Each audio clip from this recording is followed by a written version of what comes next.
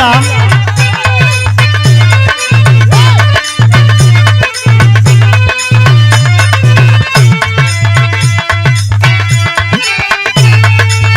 Mood में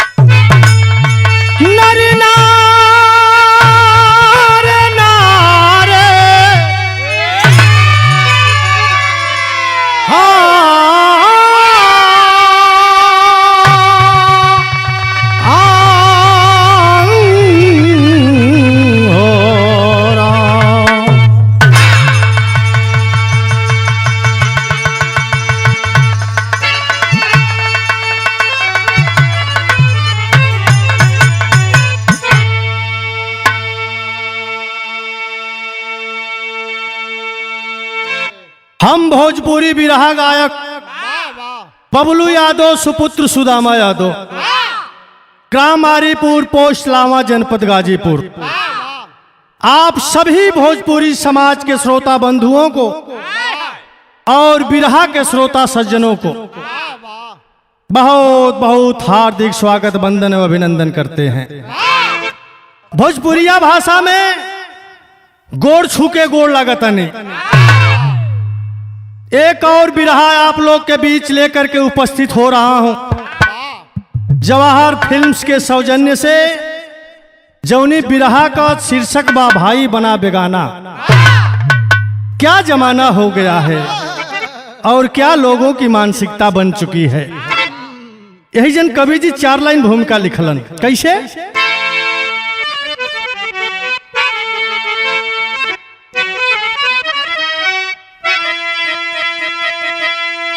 भाई भाई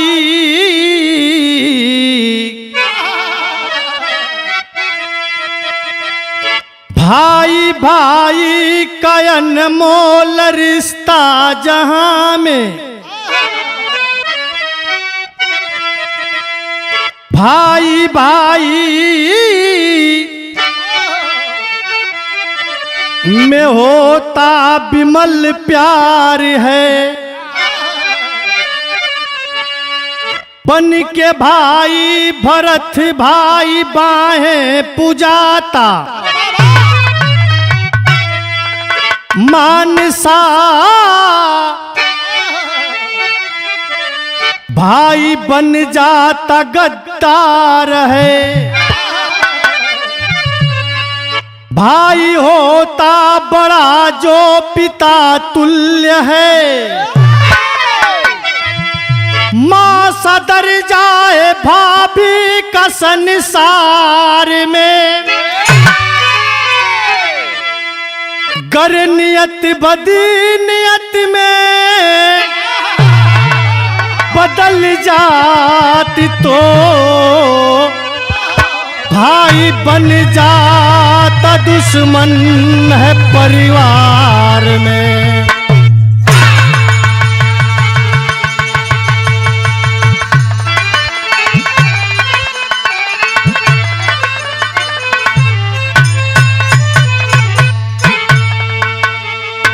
गर नियत बद नियत में बदल जाती तो भाई बन जाता दुश्मन है परिवार में।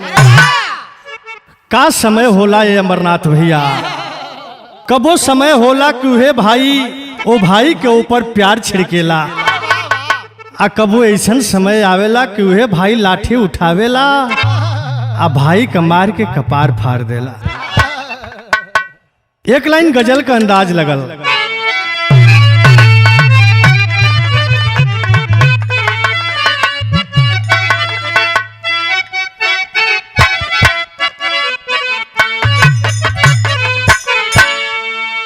बड़ी आशिकाना गजल है। कोई प्रेमी प्यार में धोखा खाया है। प्यार तो किया था साथ जीने मरने का, लेकिन प्रेमिका का शादी तय हो गई। आज जब डोली जा थिया तो कहलस का कि अरे दिल्ली रूबा, अरे दिल्ली रूबा दिल्ली से ले लो ये, कि अरे दिल्ली रूबा, अरे दिल्ली से ले लो ये दिले दिलदार का तोहफा।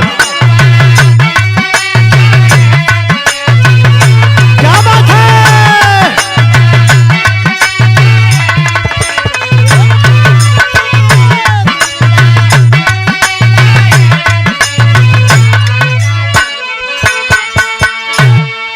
अरे दिल रुबा दिल से ले लो ये,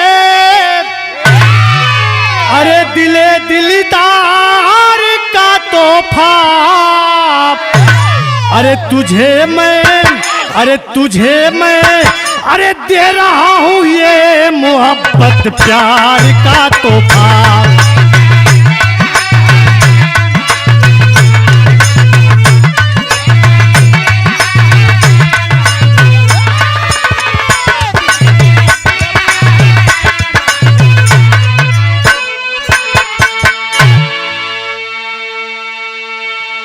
ई तो गजल का भाव रहल, लेकिन कवि जी बिरहा में लिखल कैसे, करे भरोसा करने वाले पर, करे भरोसा, अरे करने वाले पर भरोसा टूट जाता है।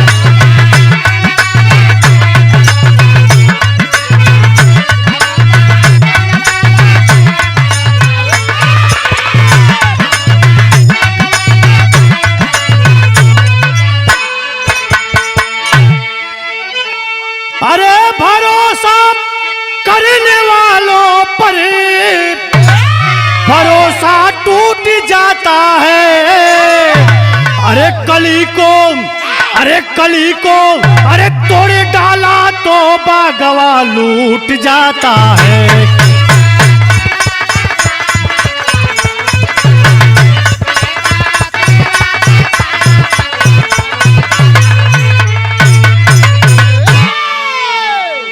यही जन से बिरहा का शुरुआत हो गई। नजम में लिखे के पड़ल कैसे,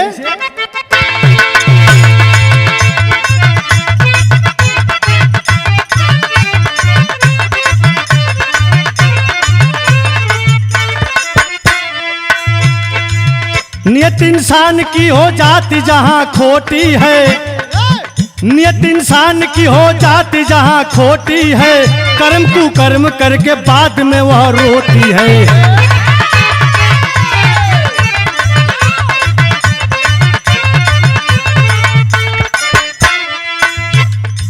एक भाई है कि भाई से प्यार करता है, एक भाई है कि भाई से प्यार करता है, एक भाई है कि भाई पे वार करता है।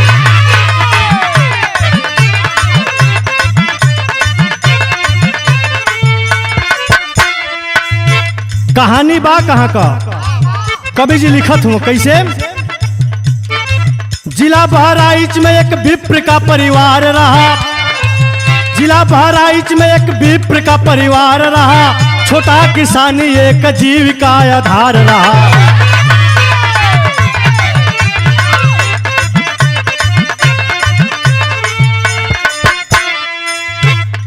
श्याम सरोज दोनों सहोदर बिरनवा हो, श्याम सरोज दोनों सहोदर बिरनवा हो, प्रेम मिसाल राम लखन के समनवा हो।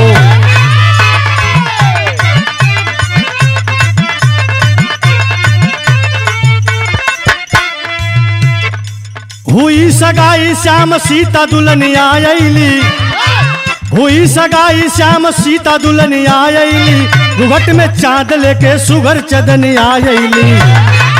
क्या बात है।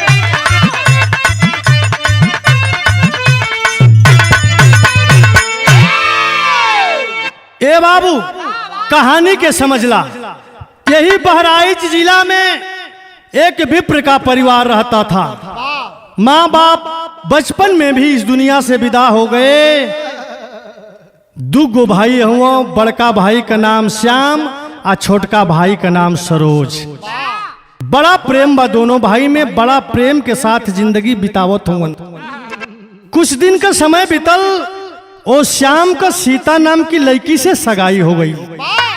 ओ सीता दुल्हन बनकर के श्याम की घर में आती है, दिल में लाखों अरमान सजौले। धीरे धीरे समय बीतत आए बाबू। श्याम और सीता के मिलन से दुईठे बेटवा पैदा भइलन।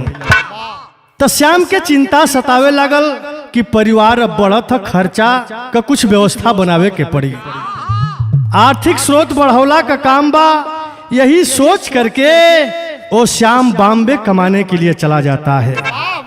इधर सीता अपने देवर सरोज और दोनों बेटवन के लेके घरे जिंदगी का परवरिश करत है।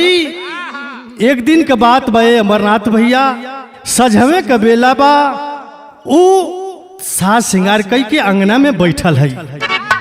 सरोज कहीं से आइल, देखलस भौजाई का सास सिंगार हो, नियत बदल गई लोकर।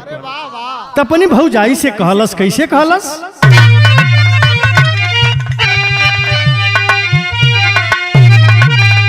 क्या रे बही उमरिया के,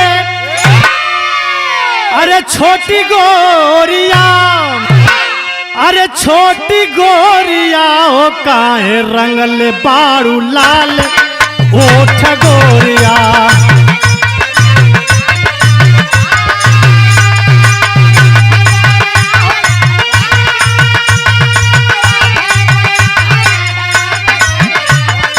क्या बात है?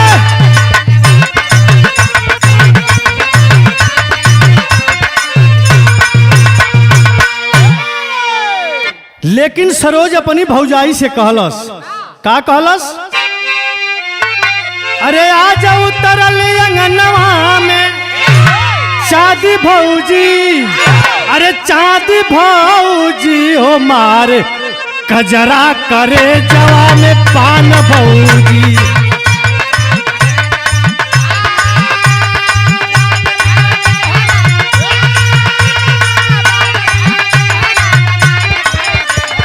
कजरा करे जवा में पान भौजी।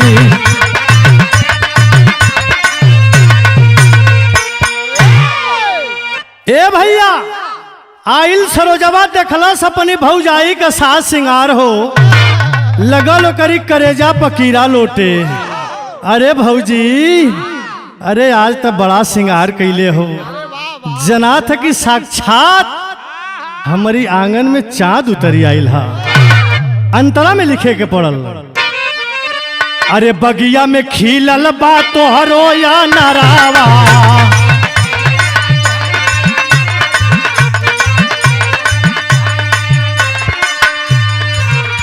अरे लूटे दा भौजी तू हमके लहरवा।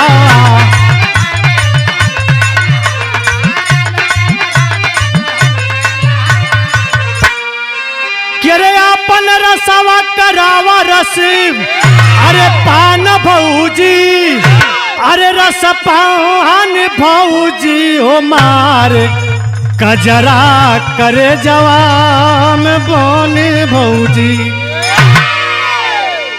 समझ जाती है भाभी। सीता सरोज के मानसिकता को समझाना शुरू करती है कि अरे सरोज, क्यों आज हमसे इतनी प्यार भरी बातें कर रहा है तू? गीत लग गई एक दिन।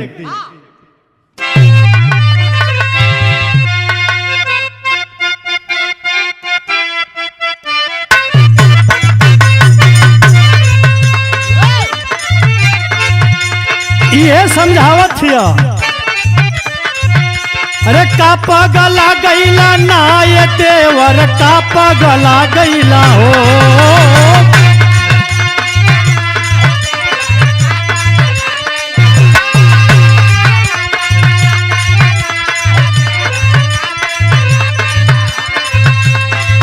अरे का पगला गईला ना ये देवर, का पगला गईला हो। काहे भौजी पराजा मोहैला, काहे भौजी पराजा मोहैला, देवर का पगला गईला हो।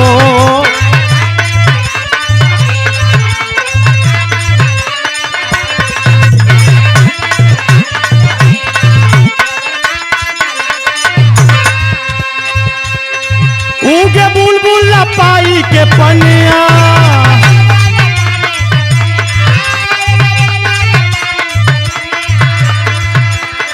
होला वैसे ही देवर जवनिया, होला ऐसे ही देवर जवनिया, थोड़ा काहे धीरज नहीं धैला, देवर का पगला गईला हो।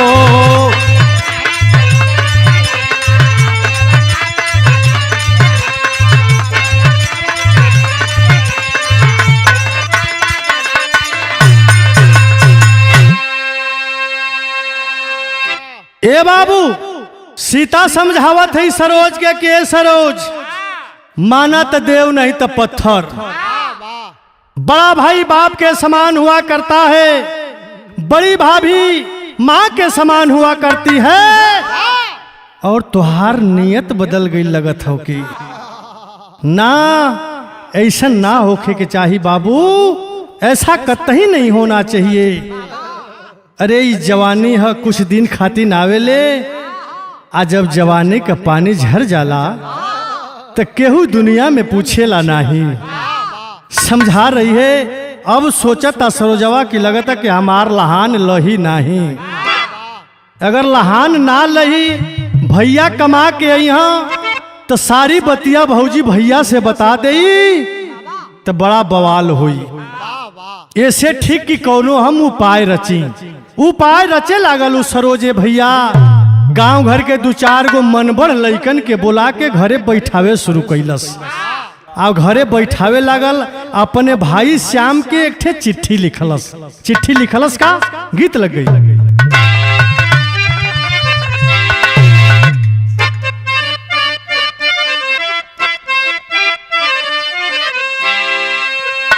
अरे श्याम के लिखे पतारिया,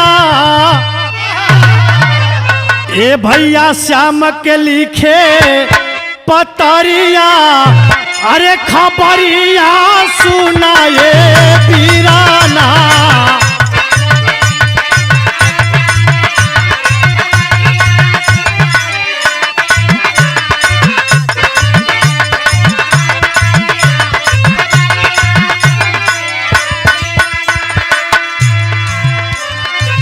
अरे गौवन के मन बड़ी सोहदन के, भौजी गौरे बोलावे हो। अरे दिया कबाती राती में बुझा के, अरे खूबे मौजा उड़ावे हो। अरे इज्जत का बोरे पागारिया, अरे इज्जत का बोरे पागारिया, खबरिया सुनाए पीराना।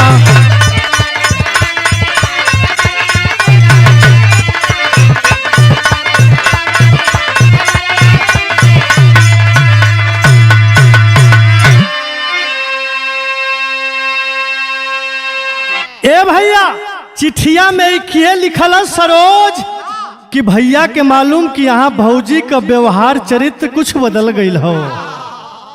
गांव के मनबड़ लइकन के बुला के उन्हनी का संगत में पलत है, जियत है, आ खूब मौज उड़ावत है। इतनी बात जब श्याम पढ़ा चिट्ठी में बाबू तो भइल का टेरी लग गई।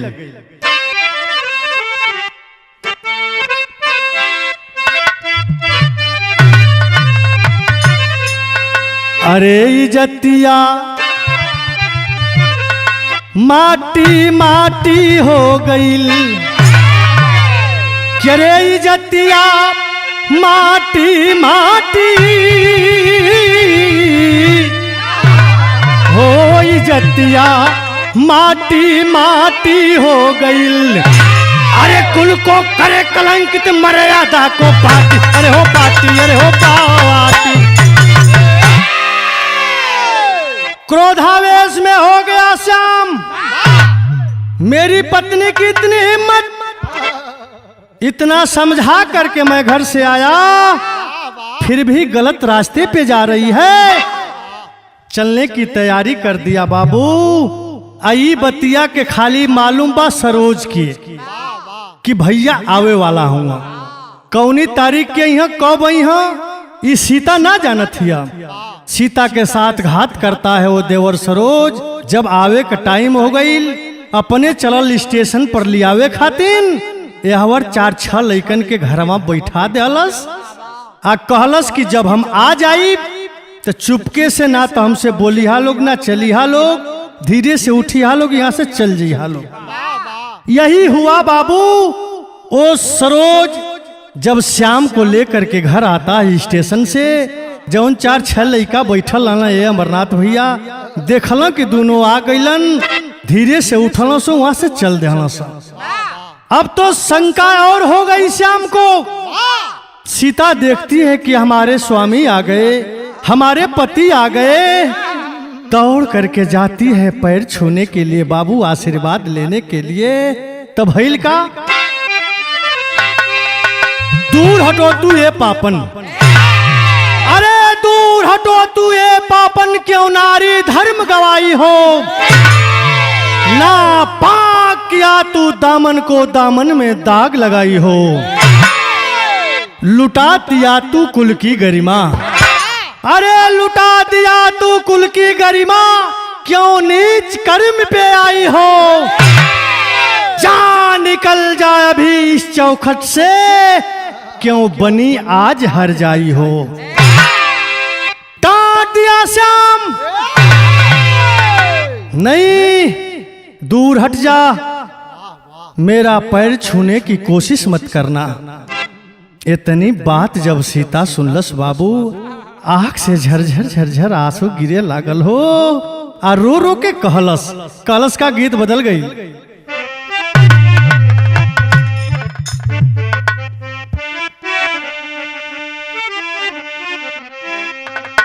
यह गीत लगल कि रे बाबू दरोगा जी,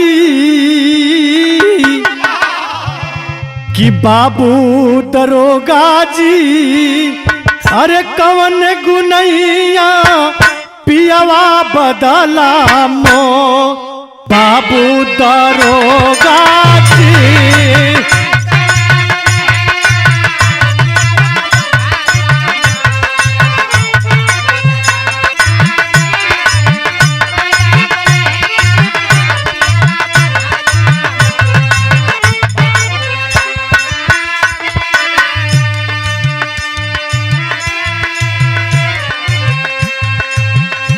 लेकिन हे बाबू, ओ श्याम के सामने वो सीता दुल्हन हाथ जोड़ करके बैठ करके आंखों में लोर ले करके अपने पति से सवाल करती है।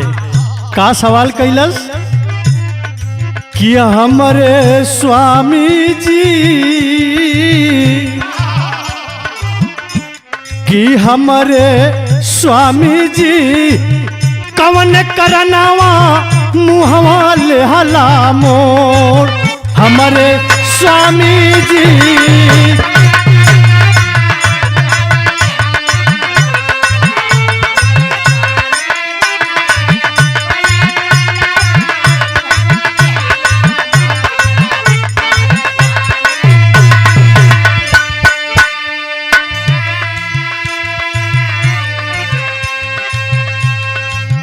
कवन कसूरा मरा से बोइल, रोवे दई के गोड़, अरे नारी धर्म बचवली सैया, कहले हथवा जोड़ हमारे स्वामी जी, कि हमारे स्वामी जी, रोवे गुजरिया बरसे झरी झरी लोर, हमारे स्वामी जी।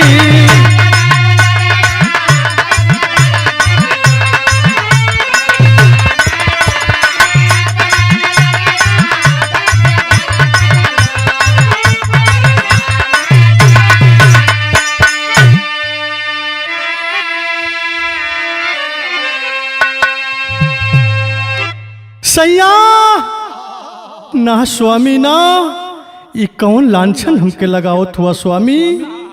हम तो आज तक आपके सिवा कौनो मर्द के नजर उठा के ना देखले, और आप हमारे ऊपर इतना बड़ा इल्जाम लगा रहे हैं। ना सैया ना, ऐसन कोनो बात ना बसैया। लेकिन बा रे वो श्याम, लाख रोती रह गई, गिड़गिड़ाती रह गई वो सीता, लेकिन उसके ऊपर जरा भी असर नहीं पड़ल बाबू। और पैर से मार दिया उस सीता को, और कहा कि भाग जा इसी वक्त हमारे घर से। डांट करके बाबू श्याम सीता को घर से उस आधी रात को निकाल दिया। वो सीता बाबू रोते रोते उन दोनों बच्चों को छोड़ करके जाती है, और एक नदी में कूद करके अपने प्राण को गंवा देती है। छोड़ के चली गई सीता इस दुनिया को बाबू। धीरे धीरे समय बीते लागल। जब बेटवा वो छोटका जलना सो के हमार मतारी मर के लिए दुनिया में ना है, तो बेटवा रोवत हुन। कैसे रोवत हुन, कवि जी लिखलन।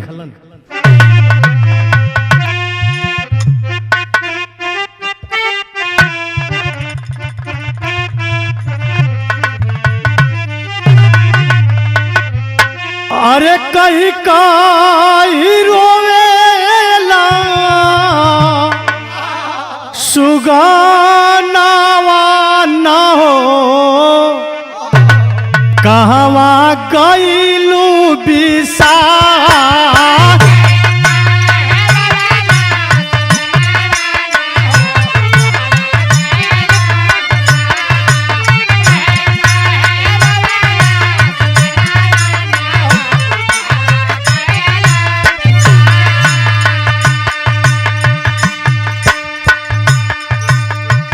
ए बाबू, दोनों बेटा के जब मालूम चलल कि हमार मतारी दुनिया में ना है, रोवत हुवन, कहत हुआ का टुआरा बनाई गईलू देई के जन्मवा।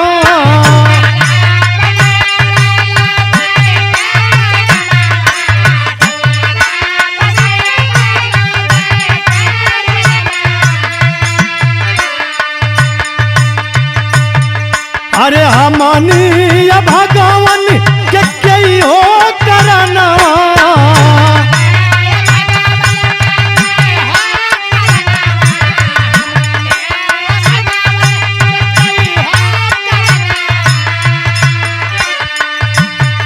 अरे जरी जार पर से नया नवा न हो, झरी जार पर से नया नवा न हो, कहवा गईलू बिसार।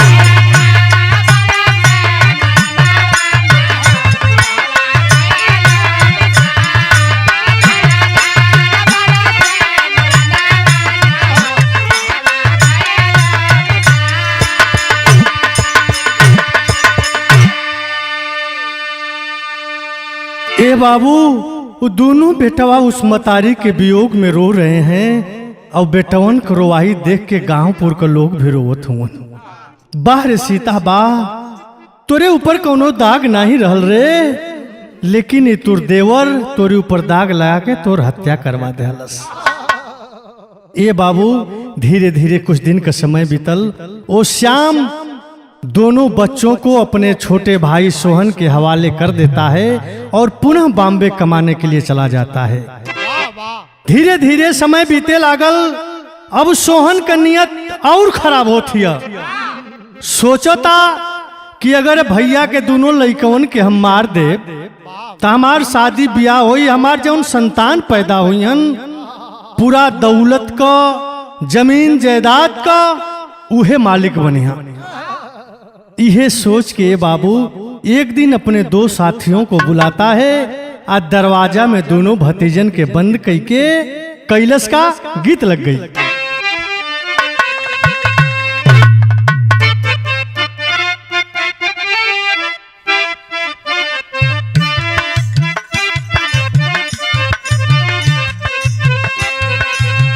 ये बाबू दोनों बेटवन के वही रूम में बंद करके ओ सरोज उनको मारना पीटना शुरू करता है।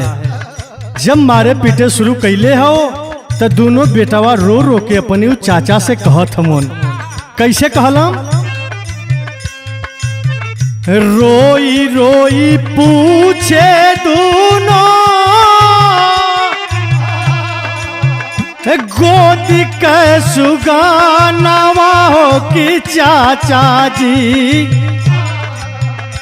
बोला काहे मारेला परानवा हो कि चाचा जी।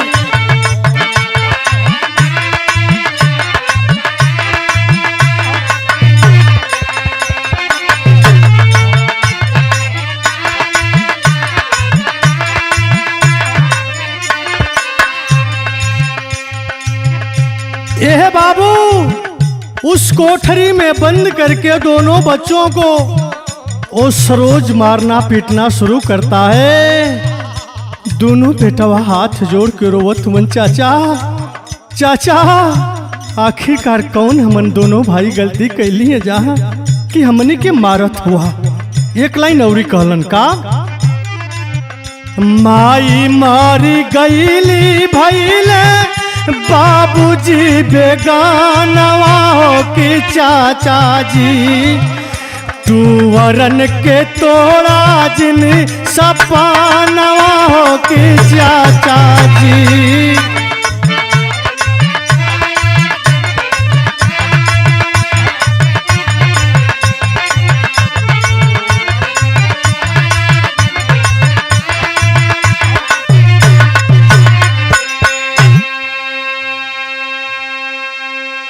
चाचा माई तो अमनी के छोड़ के दुनिया से चल गईली, बाबू भी अमनी के छोड़ के कमाए चल गईलन। तू ही हमनी के मतारी बड़ा, बाप बड़ा, चाचा बड़ा, आखिरकार काहे हमनी के मारत हुआ? कौना कसूर का दंड देत हुआ? लाख रोवत हो, गिड़गिड़ात हो बेटावा बाबू, ओ नीच कमीना चाचा के ऊपर जरा भी असर नहीं होत हो। तो कवि जी सोठी में लिखलन कैसे?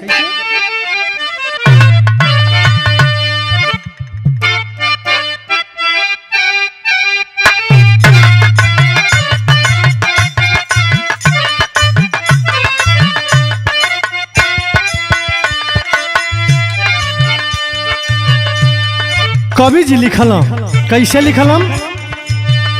अरे मनल ना चाचा कंसा बना ले मुदाई, अरे बना ले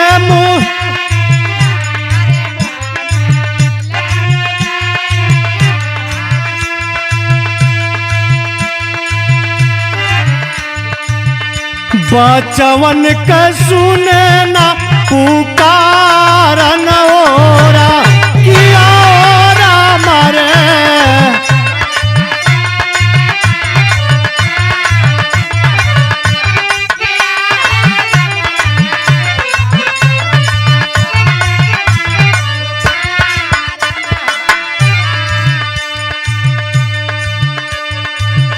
छतिया पर चढ़ी के दबावे लाना टाइया, दबावे लाना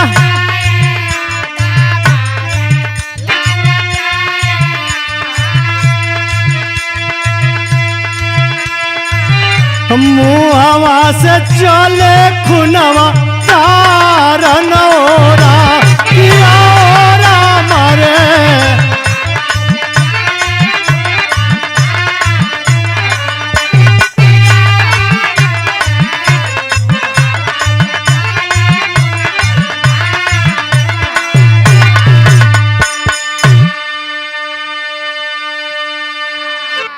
ए बाबू ओ सरोज के ऊपर भूत सवार हो गया था। बचवन के मुंह में कपड़ा ठूस के आ नटई पर डंडा लगा के इतना देरी तक दबौलस, तब तक दबा करके रखा जब तक उन दोनों बेटों का प्राण नहीं निकल गया। प्रमाण तो इतना तक मिला बाबू कि दोनों बेटों की आंखें तक बाहर निकल गई थी। बाहर है वो हत्यारा चाचा, जरा भी उसके दिल में रहम नहीं आई, उन दोनों बेटों को मौत के घाट उतार दिया। आप बाबू हो इतने ना गड्ढा खोद के वही अंगनवन में दोनों बेटवन के गाड़ देहलस। संजोग से बाबू श्याम भी छुट्टी लेकर के बॉम्बे से घर चला आता है। पूछता है अपने भाई सरोज से, भैया हमार दोनों बेटवा दिखाई ना देथवन, कहाँ हवन? कलश की भैया दोनों बेटा ननिहाल गइलवन। बका देता है बड़े भाई को बाबू। समय बीतल, रात भइल, वही आंगन में खटिया बिछा के श्याम सुतल है बाबू। जब खटिया बिछा के सुतल तब भइल का विदेशिया लगल।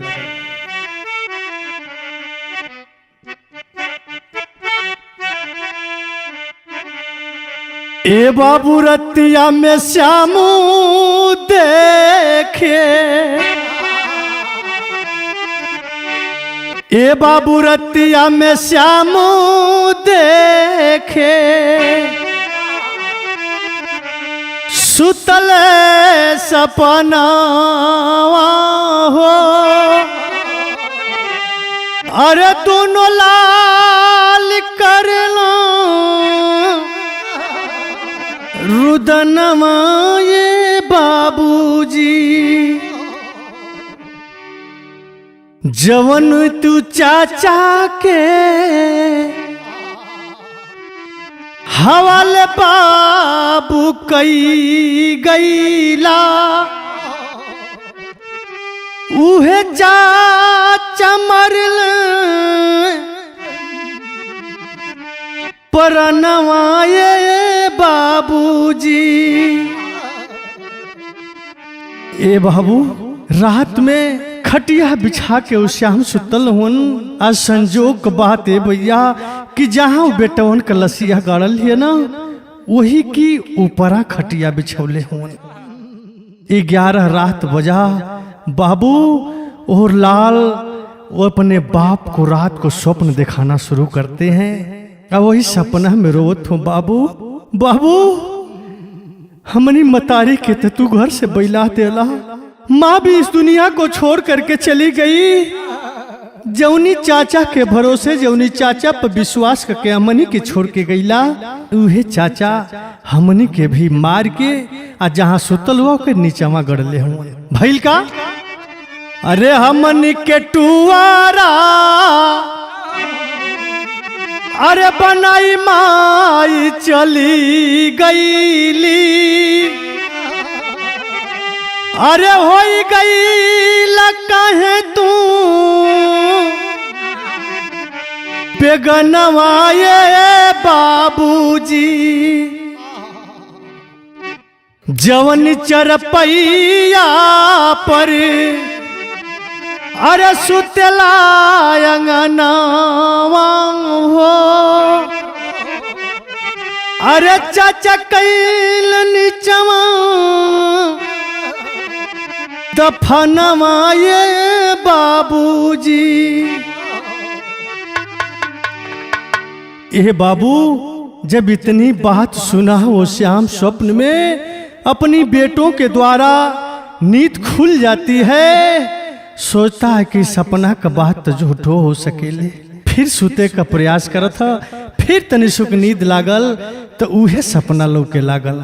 चारपाई हटा देता है ये बाबू और फावड़ा लेकर के आता है, आ खोदे शुरू कर देलस। बाहरे भगवान कुछ दूरी खोदलस, तब तक दोनों बेटवन का लसिया मिल गई।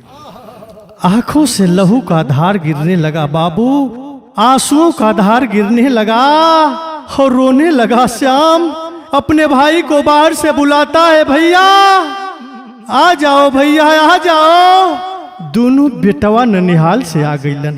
तू कहत रहला ना, हम तो से पूछनी कि बेटवा कहाँ हो, तू कहला कि ननियौरे गईलमन। तो दोनों बेटवा आ गए। नैनी के बहुत तेज भूख लागल तो नैनी के खाना खिया देता। इतनी बात भाई छोटा भाई सुनलस हो, अवाक हो गया। घर के अंदर आता है, देखता है कि भाई दोनों बेटों की लाश को लेकर के बिलाप कर रहा है, रो रहा है। ए बाबू वो रोवत शाम रोते रोते अपने भाई के कलश की भैया तनी पानी टंकिया पर से ले होता। ए बेटवन के नहुआ धोवाई के जौन बम्बई से कपड़वा लिया नहीं पहना दे। ए बाबू पानी मंगा करके वो बेटवन के नहवा धुआ के नया कपड़ा पहना के आ लेके चललन। तब हिल का आधा लग गई।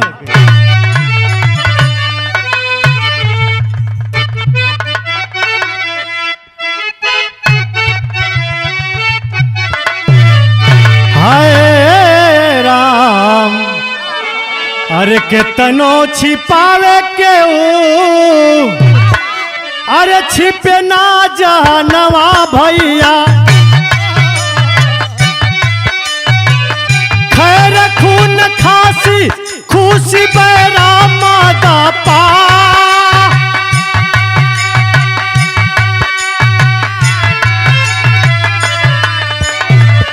भाई के धरा मावा के भाई भूल जाला बाबू,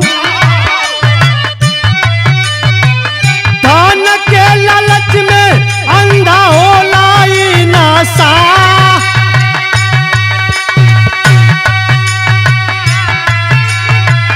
बेटवन कलासी देखी पिहरे छतिया बाबू,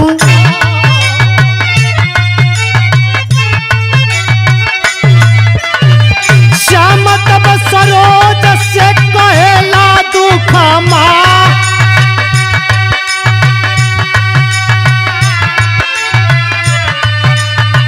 जाई के मशीनिया से पानिया लियावा भैया, दोनों लसिया के तब करावेला नहा,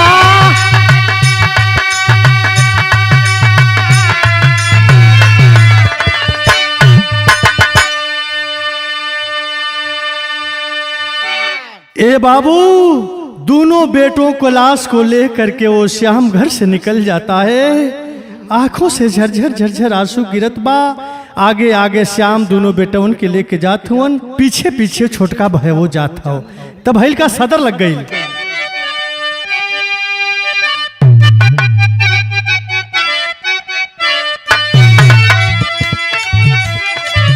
अरे लसिया उठाए दोनों चलल बिरानावा,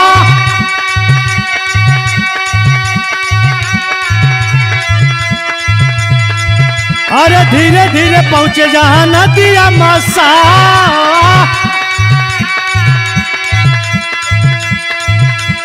छतिया से छतिया लगावे बीराना के,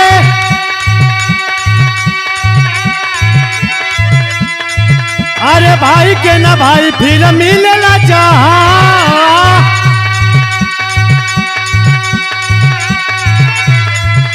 अरे घरवा दुआर देखिया खेतिया जमीनिया,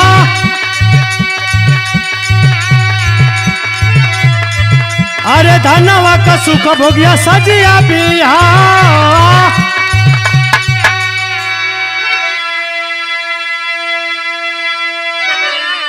अरे दोनों लसिया के दोनों कन्हैया परी उठावाले,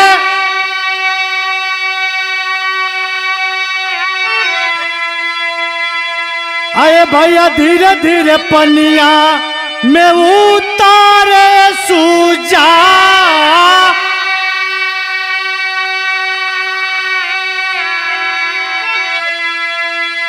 अरे पिछवा के देखे घूमी बीराना का मुहावा,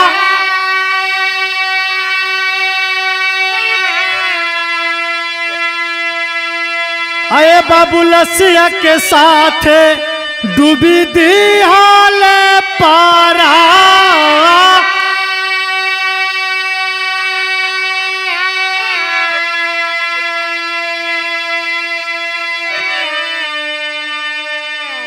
ए बाबू आगे आगे बड़ा भाई श्याम अपने दोनों कंधे पर दोनों बेटों की लाश को लेकर के जा रहा है।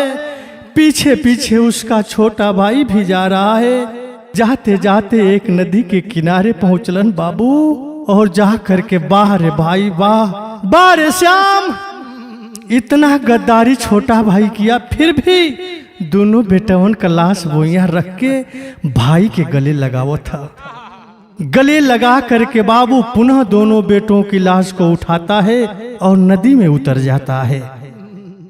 कुछ दूर गया, पुनः लौट करके भाई के तरफ देखता है एक बार, और धीरे धीरे इतना पानी में चला गया उन दोनों बेटों के साथ वो भी इस दुनिया को छोड़ करके चल बसा। बाहर एक भाई खातिन कुछ करे के तैयार है, लेकिन एगो भाई ऐसन बा शंभू भैया कि वो भाई के दुनिया उजारे खातिन तैयार बा। कैसे ये दुनिया चली, कैसे समाज चली, कैसे भाई भाई का रिश्ता चली। वो श्याम अपनी भी जान गवा देता है उस नदी में डूब करके, तब भैल का खड़ी लग गई।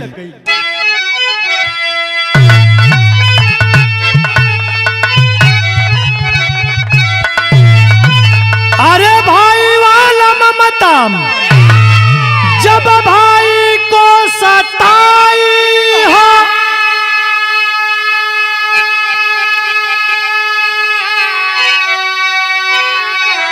कहाँ गईला भैया, ये बाबू कहाँ गईला भैया, आज हमके बिसराई हो, कहाँ गईला।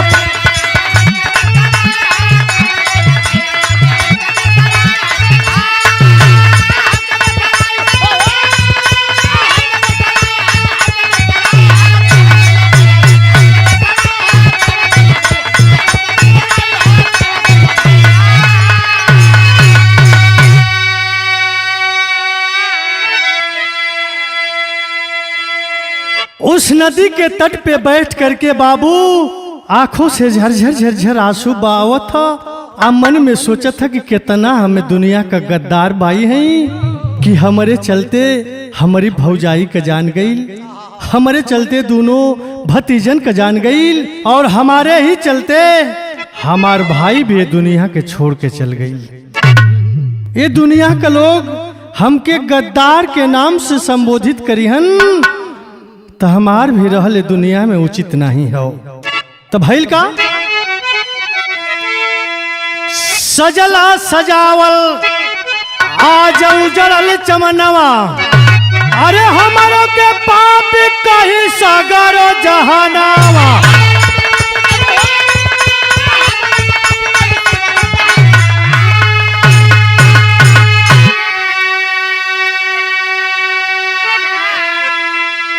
नदिया में कूदी जान दिहल गवाई हो,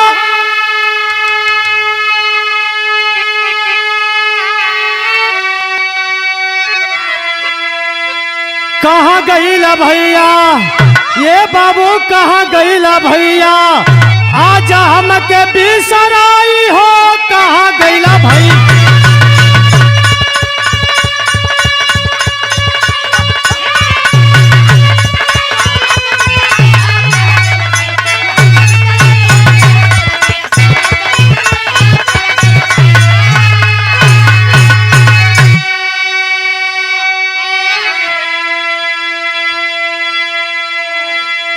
ए बाबू यही सोच करके वो भी उसी नदी में कूद करके अपने प्राण को त्याग देता है।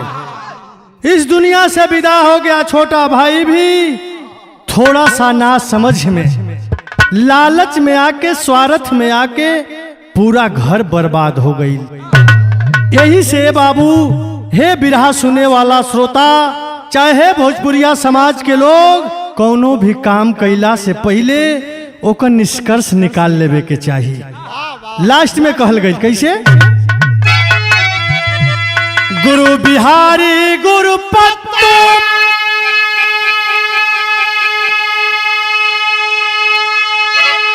कै स्वर्ग में छाई,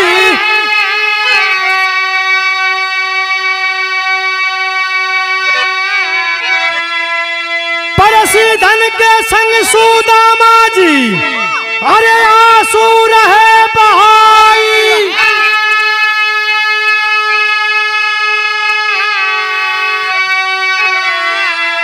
करे इज्जतिया माटी माटी हो गई, ठीक है बबलू लागल मानवता के चाटी, इज्जतिया माटी माटी हो